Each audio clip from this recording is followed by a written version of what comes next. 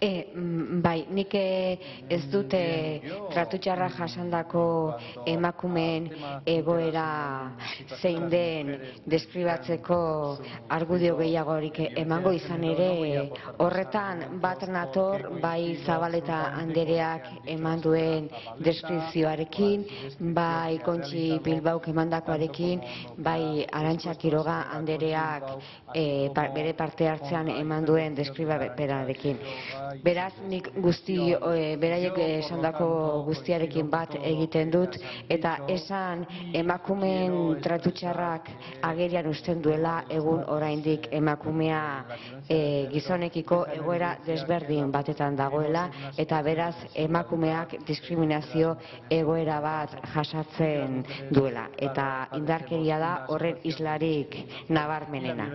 Hau esan da, nik ez dut polemikan sartu nahi, eta beraz nik ez diot Quiroga andereari esango Jaurlaritzak asko egin duela, naiz eta berak gutxi egin duela ustearren. Izan ere, tratu txarra jasaten duen emakume bat bera egon badagoen heinean, horrek esan nahi du oraindik egiten den guztia gutxi dela. Hala ere, esango diot, Jaurlaritza, Aldundi, Fiskaliak, Abokatuen Kontseiluak eta Bodere Judizialak erakunde arteko plana onartu zutela, tratu txarra jasatzen dituzten emakumeen atentzioa hobetzearren.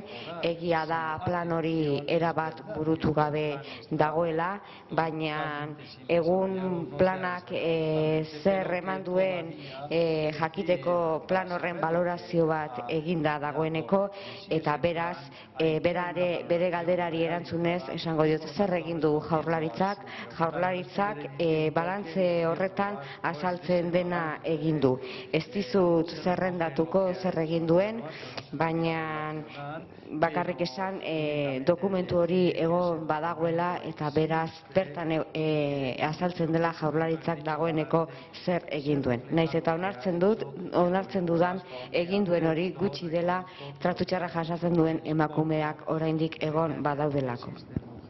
Eskerrik asko Altzelai Andrea. Euzko Abertzaleak taldearen